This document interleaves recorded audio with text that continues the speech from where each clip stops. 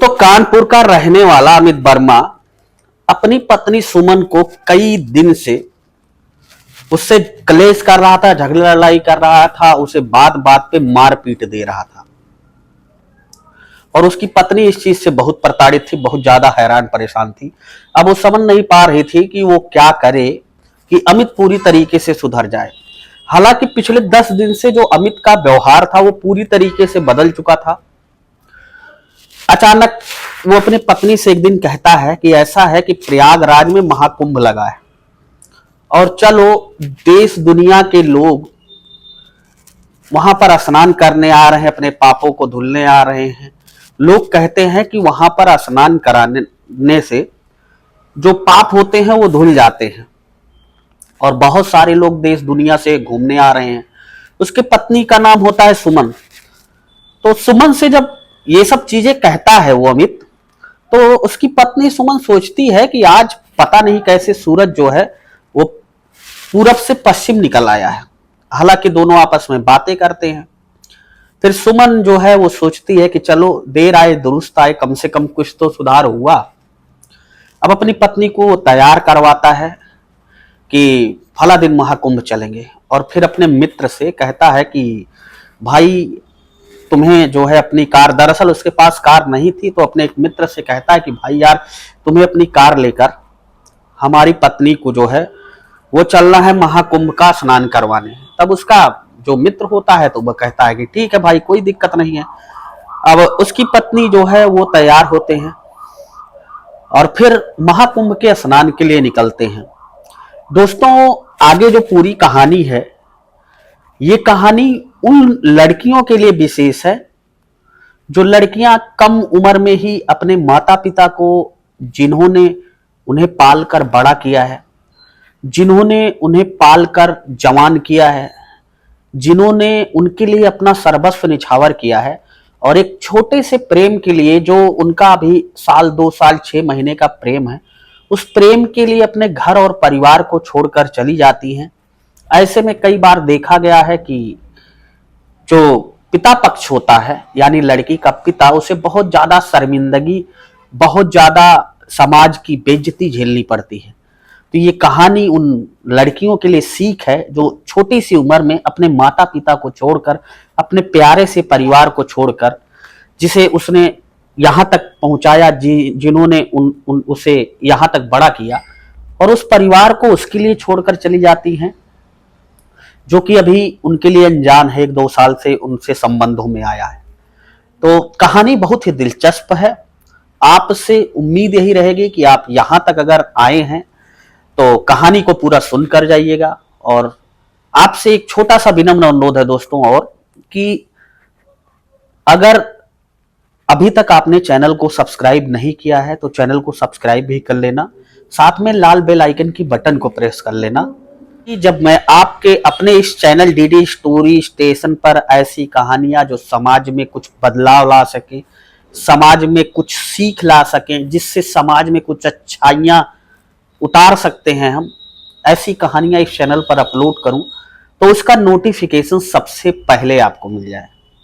दोस्तों, फिलहाल जिन लोगों का प्यारा सा कमेंट हमें पिछली कहानी पर आया है, उनके नाम मैं कहानी के आखिरी में लूंगा, तो कहानी में आखिरी तक बने रहिएगा। बिना ज्यादा समय लिए आपका कहानी की तरफ वापस लौटते हैं।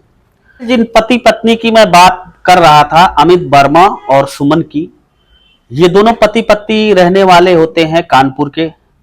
अमित वर्मा जो था वो जो सामान होता है पीतल का, जस्ते का, सोने का, चांदी का, उसे गांव गांव में फेरी लगाकर सफाई का काम किया करता था। यानी पुराने सामानों को वो एक केमिकल डालकर, कुछ सर्फ डालकर और उसको इस तरीके से सफाई कर देता था कि वो पूरी तरीके से देखने में एकदम नए लगते थे। अब अमित वर्मा का ये उसका खुद का काम नहीं था, उसके पैतृक 1-2 पीढ़ी पहले भी लोग यही करते आए थे। अमित वर्मा देखने में अच्छा खासा सुंदर सुडौल सी बॉडी, अच्छी खासी शरीर।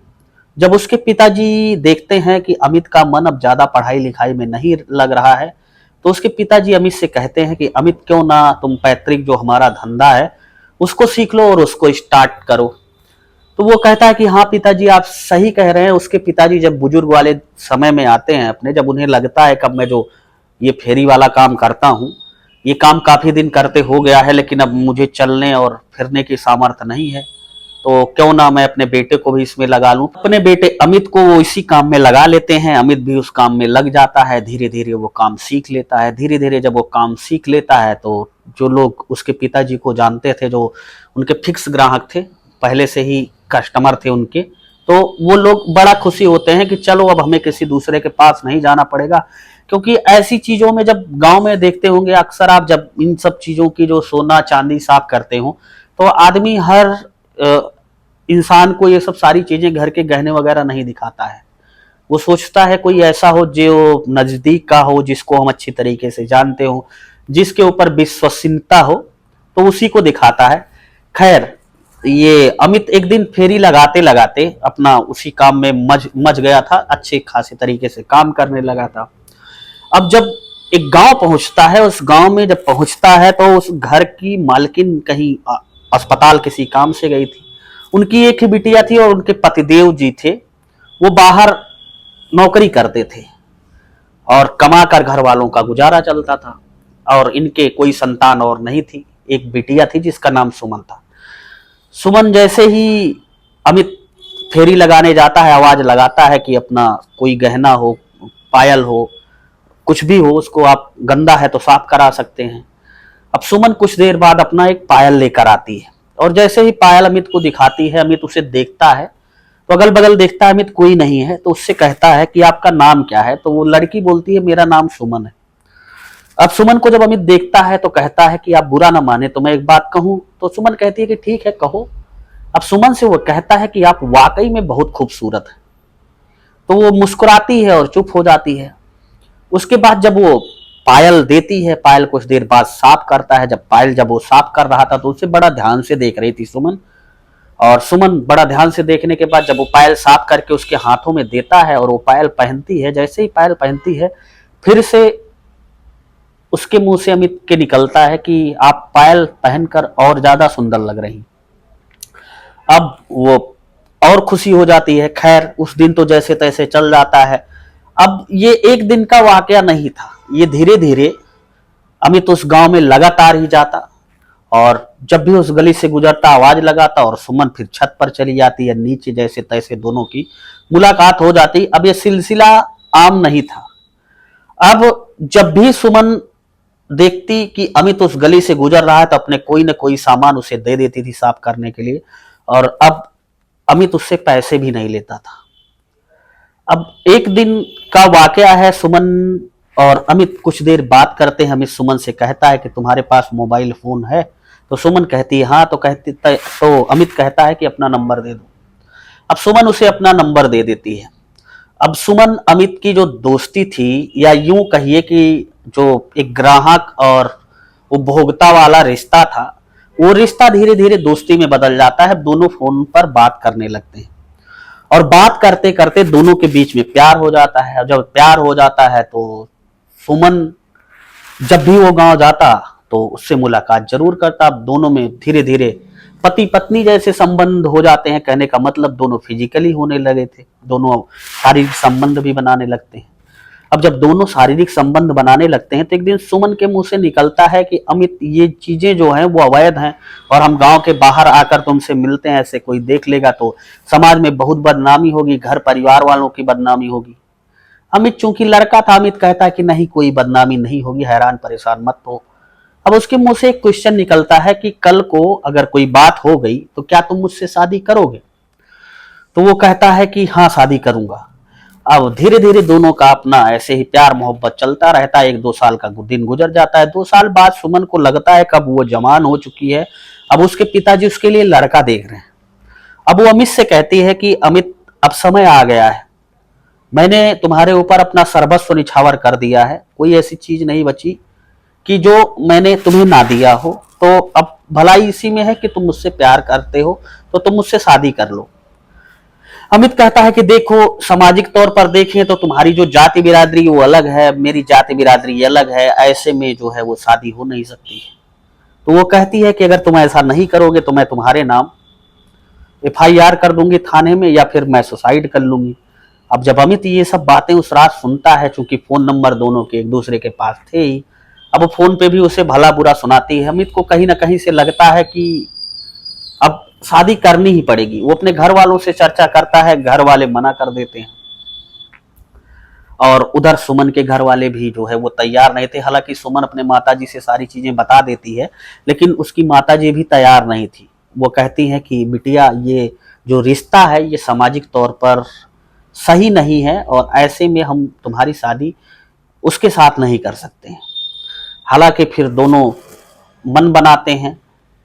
अमित उसे एक दिन कोर्ट बुलाता है, कोर्ट में उससे कोर्ट मैरिज कर लेता है। कोर्ट मैरिज करने के बाद दोनों भग जाते हैं कहीं दूर, और भगने के बाद दोनों आपस में एक जगह कमरा लेके रहने लगते हैं अपनी बची कुची जिंदगी गुजारने के लिए। और फिर धीरे धीरे 1-2 साल का वक्त और गुजर जाता है और दोनों के बीच एक नन्ही सी संतान, एक प्यारा सा बेटा पैदा होता है। दोनों ठीक ठाक अपना जीवन यापन कर रहे थे। अब सुमन को लग रहा था कि उसके माँ बाप चूंकि इतना लंबे दिन से आई है, भग के आई है घर से, तो हर चीज तो घर वालों को पता ही चल चुकी होगी। जो समाज गांव में बदनामी होनी थी वो बदनामी पूरी तरीके से जो होना था वो हो गई होगी। लेकिन अब 2 साल का दिन गुजर गया, एक बच्चा भी हो गया। घर वाले कहीं ना कहीं से ईमानदारी करेंगे अगर जाकर बात की जाए तो। अब सुमन अपने पति अमित से कहती है कि अब हम परदेश में अच्छा नहीं लग रहा, हम गांव में चलते हैं। अब वो अपनी पत्नी को लेकर अपने घर आता है। हालांकि उसके घर वाले, अब एक बच्चा हो चुका था, 2 साल का समय हो चुका था, तो उसके घर वाले एक्सेप्ट कर लेते हैं और सुमन और अमित दोनों अपने ही घर पर वहीं रहने लगते हैं। रहते रहते वो एक दिन अपने माँ और बाप के पास जाती है, बड़ी डरी सहमी सी कि पता नहीं माँ बाप मुझे एक्सेप्ट करें या गांव वाले क्या कहें। बहुत सारी ख्यालात, बहुत सारे दिमाग में विचार लेकर वो अपने घर जाती है। और जब घर पहुंचती है तो उसके पिताजी संयोग से परदेश में रहते थे। वो भी जब से ये चली गई थी, शादी करके भग गई थी, तब से उसके पिताजी गांव में ही रहने लगे थे। परदेश में जो कमाई धमाई करते थे वो सब छोड़ दिए थे। गांव में थोड़ी सी खेती किसानी थी, वही अपना किया करते थे और अपना जीवन यापन किया करते थे, क्योंकि और कोई संतान तो थी नहीं जिसके लिए वो कमाते। जिसके लिए कमा रहे थे उसने ऐसा कर दिया था। खैर, अब उसके माता पिता जब देखते हैं तो एक बार उन्हें बहुत बुरा लगता है। लेकिन अब माँ बाप ऐसे होते हैं, किसी के भी भाई, लड़का या बिटिया, बेटा, कोई भी संतान हो, कितना भी गलत हो, लेकिन माँ बाप का ऐसा रिश्ता होता है कि वो मना नहीं कर सकते। अब माताजी उसे गले लगाकर रोने लगती हैं। फिर पिताजी आ जाते हैं। पिताजी थोड़ा सा गुस्सा होते हैं, लेकिन फिर बाद में वो जब छोटे बच्चे को देखते हैं कि उनका एक नाती हो चुका है, तो सोचते हैं कि चलो कहीं ना कहीं तो होना ही था, कोई बात नहीं, जो हुआ वो हुआ, अब से सब कुछ ठीक ठाक रहे। तो उस बच्चे को खिलाने लगते हैं बड़ा प्यार। पिता दोनों उससे पूछते हैं कि उसने ऐसा क्यों किया, तो वो बताती है कि दरअसल जब अमित यहाँ पर फेरी करने आता था उसी टाइम में उसे अपना दिल दे बैठी थी और ऐसा ऐसा फिर कांड हुआ। धीरे धीरे जो है हम दोनों एक दूसरे से शारीरिक संबंध बनाने लगे और मुझे लगा कि अब मैं किसी और की नहीं होना चाहती हूँ, अब मैं उसी से शादी करूंगी। और फिर मैंने कोर्ट मैरिज कर ली। कोर्ट मैरिज करने के बाद हम लोग 2-3 साल बाहर रहे। हालांकि माता पिता ने जब सारी कहानी सुनी तो एक्सेप्ट कर लिया। अब जो अमित का घर था और इनका घर, सुमन का घर, दोनों का घर के बीच में जो दूरी थी वो महज 4-5 किलोमीटर की थी। अब ऐसे में सुमन जो कि बिटिया थी वो बराबर अपने माता पिता के पास आया जाया करती थी। अब उसके माता पिता उसकी हाल खबर लिया करते थे। अब सुमन देख रही थी कि उसका पति पिछले 1 हफ्ते से या 10 दिन से कहिए लगातार उसे टार्चर कर रहा है। हर बात पे वो गुस्सा हो जाता है, हर बात पे उसे मारने को तैयार हो जाता है। यहां तक कि उसने पिछले 10 दिन में 2-3 बार उसके ऊपर हाथ भी छोड़ दिया था। अब सुमन यही सोच रही थी कि वो अपने मायके चली जाए, लेकिन मायके वालों ने उसे एक्सेप्ट कर लिया था। लेकिन अब उसका पति गलत तरीके से उसके साथ व्यवहार कर रहा है, क्योंकि माता पिता ने तो शादी की नहीं है। शादी तो उसने अपने मर्जी से की है, देख के की है, लव मैरिज की है। ऐसे में वो माता पिता से ये सारी समस्याएं कैसे कहे। वो जैसे जैसे अपना दिन गुजार रही थी और फिर उसे पता चलता है कि उसका पति जो अमित है वो थोड़ा अय्याश टाइप का आदमी है। उसके और भी कई लड़कियों से संबंध है और एक लड़की ऐसी है जिससे वो बहुत ज्यादा मिला करता है, लगातार फोन पर अपना व्यस्त रहता है। अब वो उसे समझाती है, लेकिन अमित समझता नहीं, बल्कि उसे एक दिन रात को जब वो फोन करते हुए पकड़ लेती है तो अमित से कहती है कि तुम सुधर जाओ, लेकिन अमित उसे पीट देता है। अब जब अमित उसे पीट देता है तो वो यही सोचती है, और दुनिया की हर औरत यही चाहेगी, दुनिया की हर औरत की जो इच्छा होती है वो यही होती है कि दुनिया की हर औरत अपने पति के साथ सब कुछ समझौता कर सकती है। अगर पति कमाने वाला ना हो तब वो समझ सकती है, पति कोई नशा करता हो तब वो समझ सकती है, पति और कुछ करता हो तब एक पत्नी समझ सकती है। लेकिन एक पत्नी, एक महिला कभी ये नहीं चाहती कि उसका पति किसी उसके रहते हुए किसी और से बात करता हो या किसी और से उसका संबंध हो। ये शायद महिलाओं के लिए सबसे अलग बात होती है। अब यही चीज सुमन के अंदर भी थी। सुमन भी चाह रही थी कि उसका पति बंटवारे में ना फंसे, कहने का मतलब किसी और के संबंध में ना फंसे। लेकिन अमित की जो आदतें थी अय्याशी वाली, वो छूटने का नाम नहीं ले रही थी। अब जब पत्नी को उसने मार दिया तो वो अपने माँ बाप से शिकायत करने गई, तो उसके माँ बाप ने उसे सीधे लफ्जों में साफ तरीके से समझाया कि बिटिया ऐसा है कि ये देखो, शादी हमने जान के नहीं की तुम्हारी, ये तुम्हारा खुद का अपना डिसीजन था, इसमें मैं बेटा कुछ नहीं कर सकता हूँ। उसके माता पिता ने ऐसा कहा। वो फिर घर लौट कर आई। घर लौटने के बाद वो सोची कि उसका पति सुधर जाएगा, लेकिन उसका पति सुधरने के बजाय दिनों दिन बिगड़ता जा रहा था। अब अमित ने जब उसे एक दिन फिर थप्पड़ मार दिया, जब वो बात कर रहा था एक लड़की से और सुमन ने रोका तो थप्पड़ मार दिया। अब सुमन बड़ा हैरान परेशान कि अब इन चीजों से छुटकारा कैसे पाया जाए, और उधर उसका पति अमित भी दिमाग लगा रहा था कि इन चीजों से छुटकारा कैसे पाया जाए। अब अमित को एक चाल चलनी थी, एक कहानी बनानी थी, और वो कहानी बिल्कुल बेतरतीब जैसे सेट करनी थी वैसे सेट हो गई। अमित ने अपने दिमाग में बसाया कि महाकुंभ का मेला चल रहा है, ऐसे में भगदड़ हो जाती है, ऐसे में बहुत सारे लोग वहां पर जाते हैं, कौन देख रहा है कि कौन आया कौन गया, कहाँ क्या हुआ, कौन सा कांड हुआ। क्यों ना ऐसा करूं कि अपनी पत्नी को अपने साथ कुंभ नहाने के लिए लेकर जाऊं और वहां पर उसके साथ कोई हादसा कर लूं, उसकी जान ले लूं। अब उसके लिए एक तलाश थी कि ये काम वो अकेले नहीं कर सकता था, ये उसकी मजबूरी थी, क्योंकि बच्चा भी था छोटा, साथ में वो चिल्ला देता। बच्चा अब 3-4 साल का बोलने लायक हो चुका था। तो और इतना जल्दी वो अगर अपनी पत्नी को और कहीं ले जाना चाहता तो उसकी पत्नी सुमन जाती भी ना। तो उसने जब ये कहानी पूरी तरीके से अपने मन में गढ़ ली, पूरी तरीके से ये कहानी तैयार कर ली, तो उसने सुमन से एक दिन कहा कि सुमन, हमें प्रयागराज स्नान करने चलना है, सुना है वहां लोग अपना पाप धुलने आते हैं। मैं अब किसी लड़की से बात नहीं करूंगा, मैं पूरी तरीके से अब सुधर जाऊंगा और तुम्हारे साथ ही रहूंगा, अपने बच्चे के साथ अपनी बची हुई जिंदगी गुजारूंगा, और मैं अब कोई गलती नहीं करूंगा। तो प्रयागराज स्नान करने चलते हैं। उसकी पत्नी तैयार हो जाती है। अब वो फिर अपने एक दोस्त को सेट करता है, अपने दोस्त को, उसके दोस्त के पास कार होती है, अपने दोस्त के साथ फिर एक दिन वो जाता है कुंभ का स्नान करने। और कुंभ का स्नान करने के बाद जब वो रास्ते में ही पहुंचा होता है तो एक ढाबे पर ये लोग खाना खाते हैं, और उस ढाबे में खाने में कुछ नशीली पदार्थ मिला देता है, नशीली दवाइयां मिला देता है। अब रास्ते में उसकी पत्नी और बच्चा बेहोश हो जाता है, और जब दोनों बेहोश हो जाते हैं तो ये दोनों लोग मिलकर एक नन्हे से बच्चे का और वो अपनी पत्नी का वहीं पर मर्डर कर देता है। अपनी पत्नी को, सुमन को मार देता है, और मारने के बाद फिर उनकी लाश को उसके ऊपर पेट्रोल वगैरह डालकर एक जंगल में ले जाकर बाकायदा फूंक देता है। और फूंकने के बाद फिर वो जाता है प्रयागराज में, स्नान करता है। स्नान करने के बाद घर आता है, और घर आकर करीब 1 हफ्ता बीत जाता है। धीरे धीरे समय चलता रहता है। 1 हफ्ता बीतने के बाद उसकी माता पिता को लगता है सुमन के कि बिटिया कई दिन से नहीं आई, और जब बिटिया नहीं आई तो कोई बात तो जरूर होगी। अब अचानक 10 दिन जब बीत जाता है तो उसके माता पिता अमित के घर आते हैं, अमित से पूछताछ करते हैं कि बिटिया और वो बच्चा कहाँ गया। तो अमित बताता है कि दरअसल वो लोग महाकुंभ में हम लोग स्नान करने गए थे, वहां गुम हो गया था, और उनका बहुत उन्हें खोजा गया, लेकिन वो लोग मिले नहीं।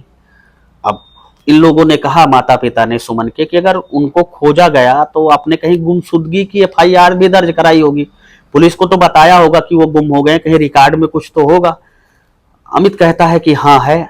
अब ये लोग वो रिकॉर्ड मांगने लगते हैं कि कब आप स्नान करने गए थे, कब आपने FIR। अब अमित के पास कोई ऐसा रिकॉर्ड तो था नहीं। अब अमित उनकी बातों पर हकबका जाता है, परेशान हो जाता है, हैरान हो जाता है। और अमित जो बोल रहा था, उसके माता पिता जब देखते हैं उसके चेहरे को, तो उन्हें भी लग जाता है कि कहीं ना कहीं ये झूठ बोल रहा है। अब अमित के माता पिता सीधा थाने पहुंचते हैं, थाने में FIR दर्ज होती है, और थाने में FIR दर्ज होने के बाद पुलिस फिर अमित को खोजती है और अमित को खोज कर थाने ले आती है। और थाने ले आने के बाद अमित से पूछताछ करती है गहनता से। अमित पहले तो वही कहानी बताता है जो अपने सास ससुर को बताया था, सुमन के माता पिता को बताया था। लेकिन कहते हैं ना कि पुलिस अगर सही सही अपने चीजों में किसी अपराधी के ऊपर दिमाग लगाए तो अपराधी कैसा भी अपना जुर्म कबूल ही कर लेता है। अब जब पुलिस सही से उनसे पूछताछ करती है तो फिर ये जो अमित भाई साहब थे अपना जुर्म कबूल कर लेते हैं। और फिर पुलिस पूछती है कि तुम्हारी पत्नी की और बच्चे की डेड बॉडी कहाँ है, और फिर डेड बॉडी को वो ले जाकर पुलिस टीम के साथ बरामद कराता है। बरामद कराने के बाद जब डेड बॉडी घर वालों को मिलती है, माँ बाप को, सुमन के माँ बाप बहुत रो रो कर परेशान थे। और फिर उनके मुंह से और गांव वालों के और जो भी मोहल्ले वाले थे, जब इस पूरी घटनाक्रम को सुनते हैं तो सबके मुंह से यही निकलता है कि अगर इस बच्ची ने, जब ये इसकी उम्र छोटी थी, जब इतना इसके अंदर सोच समझ नहीं थी, अगर इसने ऐसा कदम ना उठाया होता तो शायद ये सब होने से बच सकता था। कहने का मतलब बस इतना ही है कि ये पूरी कहानी उन लड़कियों के लिए सीख है जो छोटे से उम्र में एक पिता जिसने उसे पैदा किया है, एक माँ जिसने उसे पैदा किया है, एक माँ पिता जिसने उसे बड़ा किया है, एक माँ पिता जिसने उसे जवान किया है, इतने समय तक कम से कम 16, 17, 18 साल तक उनके साथ माँ पिता ने अपने कंधे से कंधा मिलाकर उसकी हर जरूरत पूरी कर दी है, उसकी हर खुशी में शामिल रहे हैं। लेकिन एक अनजान व्यक्ति जो उनकी जिंदगी में 1-2 साल तक के लिए आया, लेकिन कौन सा जादू करता है जो इस माँ बाप का इतना दिन का प्यार ये लड़कियां, ये ऐसी महिलाएं भूल जाती हैं और उसके साथ जाने के लिए, अपनी जिंदगी बसर करने के लिए, अपनी जिंदगी गुजर करने के लिए तैयार करती हैं, तैयार हो जाती हैं, और फिर उनके साथ कुछ न कुछ ऐसा ही हो जाता है। तो ये थी आज की पूरी कहानी। इस पूरी कहानी को सुनाने का मकसद किसी को हैरान करना या परेशान करना नहीं था दोस्तों। इस पूरी कहानी को सुनाने का मकसद सिर्फ इतना था कि अगर आप भी ऐसे किसी रास्ते पर है तो कृपया ऐसे रास्तों पर ना चले जिससे आपकी बदनामी हो, आपका जीवन भी चला जाए और मिलना मिलाना कुछ भी नहीं। तो ये पूरी कहानी आप किस जिले से, किस राज्य से, कहां से देख रहे थे, और आपका सुमन के बारे में क्या कहना है, आपका अमित के बारे में क्या कहना है, आपका सुमन के माता पिता के बारे में क्या कहना है, आप पूरी कहानी के बारे में अपने दिल की राय हमें कमेंट बॉक्स में जरूर बताइएगा। अगली कहानी में मैं आपका नाम जरूर लूंगा। दोस्तों, पिछली कहानी पर कुछ लोगों के प्यारे से कमेंट आए थे जिनका नाम है रमेश कुमार बिंद। रमेश कुमार बिंद हैं जिला जौनपुर उत्तर प्रदेश से। अमित कुमार पांडे हैं महाराष्ट्र से। मोहम्मद यूसुफ पठान ये हैं गाजीपुर उत्तर प्रदेश से। अगला नाम है शिखा वर्मा का। शिखा वर्मा है कानपुर उत्तर प्रदेश से। सोनभद्र से मैसेज आया था निखिल शर्मा का। निखिल शर्मा का कहना है कि भाई साहब आपकी कहानी बहुत ही अच्छी होती है, समाज को जागरूक करने वाली होती है। तो निखिल भाई आपका बहुत बहुत धन्यवाद। अगला कमेंट आया था अजय पांडे। अजय पांडे जी कहते हैं नाइस स्टोरी। तो अजय जी आपको बहुत बहुत धन्यवाद। अगला कमेंट आया था हरदोई से श्रवण कुमार का। श्रवण कुमार जी कहते हैं कि नाइस स्टोरी, मेरा नाम जरूर लीजिएगा। श्रवण कुमार जी हमारे परमानेंट श्रोता हैं। श्रवण कुमार भाई आपको बहुत बहुत दिल से धन्यवाद कि आप हमारी कहानी ऐसे ही सुनते रहते हैं। उम्मीद है आप अपनी उम्मीद है आप हमारी कहानी ऐसे ही सुनते रहेंगे। तो दोस्तों फिलहाल आप ये पूरी कहानी कहाँ से देख रहे थे, किस जिले से, किस प्रदेश से, किस राज्य से, किस मोहल्ले से, ये हमें कमेंट बॉक्स में जरूर बता दीजिएगा। कहानी के बारे में आपके दिल की राय क्या है ये भी हमें जरूर बता दीजिएगा। अगली कहानी में मैं आपका नाम जरूर लूंगा। मिलता हूं ऐसी एक नई कहानी के साथ जो आपको सतर्क और जागरूक कर सके जल्द ही। तब तक के लिए जय हिंद, वंदे मातरम।